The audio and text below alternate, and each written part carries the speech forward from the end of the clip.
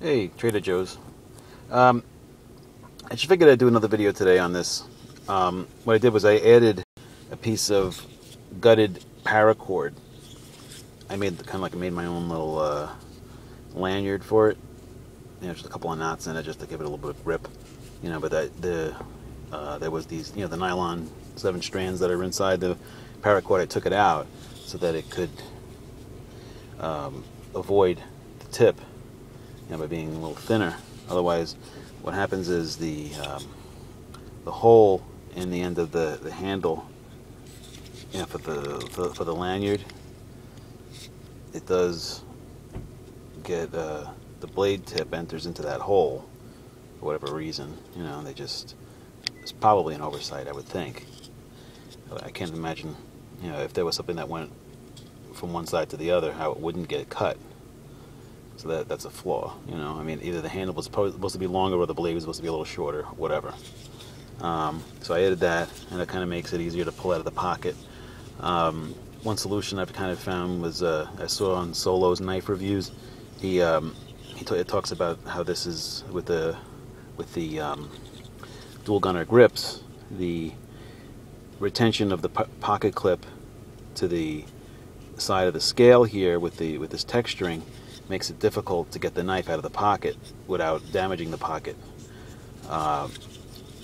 What he recommended, or what he said, was when he is going to pull the knife out of the pocket, he'll kind of pull up a little bit on the clip just to give a little bit of more room to pull it out of the pocket without damaging the pan so much. So I've tried that. It works pretty good. Now, as far as the other thing I wanted to talk about was build quality versus like other high-end knives at the similar price range. The Sebenza and this are in like the same price range, approximately. In my opinion, the Sebenza fit and finish and the way it opens and everything is a bit more worthy of the cost of the knife. I'm not knocking this knife in any way. It's fabulous for what it is. And the solidity of it and stuff like that. It's right up there with everything else that's in that high end range. However, is it worth the money?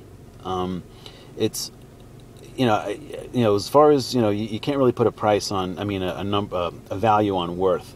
Worth is what you're willing to pay for anything. It's how badly you want it versus the availability of something, which will determine what the price ends up being on something. You can get the same type of results from much cheaper knives in terms of its ability to cut things and even in the sense of its ruggedness. However, these are overbuilt knives, and they have some features like the pivot that make it stand out. But as far as if you're paying $400 for a knife like this, on this one, the pivot, the stop pin on this side, it appears like there's a slight space between the shoulder of the pin and where it goes through the blade tang. If it was like more precisely made, it would be like right up against it, like on this side, and you wouldn't even know that there's two pieces. But in this case, it's obviously some kind of like two pieces that probably could have gotten pressed a little tighter on this side, and it would have popped into the hole that's in the blade. But that's all. But like a Chris Reeve knives, like that is looked at before the knife can leave the factory, probably. Because I've never seen one that wasn't like perfect like that. And then the other thing is, I had to put graphite, from a number 2 pencil or a carpenter's pencil along the tang there, so that it would open and close. So that the lock would be a little bit more easy for me to close. Otherwise it's pretty rough to try to get this lock bar over. You got to like really get your thumb into that area to get that to happen, and it tends to dig into my finger here, and it's a little annoying. But you know, with a Sabenza, that's not like that at all. Or my my XM18, it's not like that either. It just seems to be exclusive to this knife. Now, I've also heard that it takes a little while working these in to get it to be where it's smooth like that.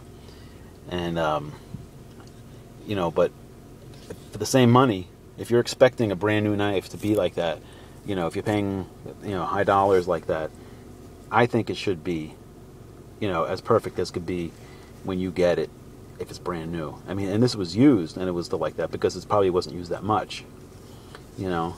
But you know, I don't. You know, it's kind of like if you got a car, you bought a brand new car, and you wanted, you know, if you bought a sports car and you're expecting it to be a sports car, you know, you shouldn't have to wait, you know, 1,000 miles before you could floor it. You know what I mean? It should be ready to go right out of the showroom. You know, if it's a high-end car. You know, and if this is a high-end knife, that's something that I think that they should have kind of looked at a little bit. But I'm not knocking it in any way. You know, I mean, maybe it's something that, you know, you have to earn, so to speak, to get that. You know, but you know, I mean, I'm not saying I don't enjoy it. I love it. You know, I'm glad I have it. You know, I'm gonna keep it for a while. I'm gonna EDC it, and I'm gonna keep testing it out and seeing how it goes. And you know, and I'll give a more in-depth review at some point down the road. But for right now, you know, I'm not dissatisfied with it. You know, I'm just slightly disappointed with a couple of things. But beyond that, it's a nice knife. But it's not really worth as much as it costs, in my opinion. All right, and that's a personal opinion. Take it for what it's worth. All right. So, Trader Joe's. Have a good day.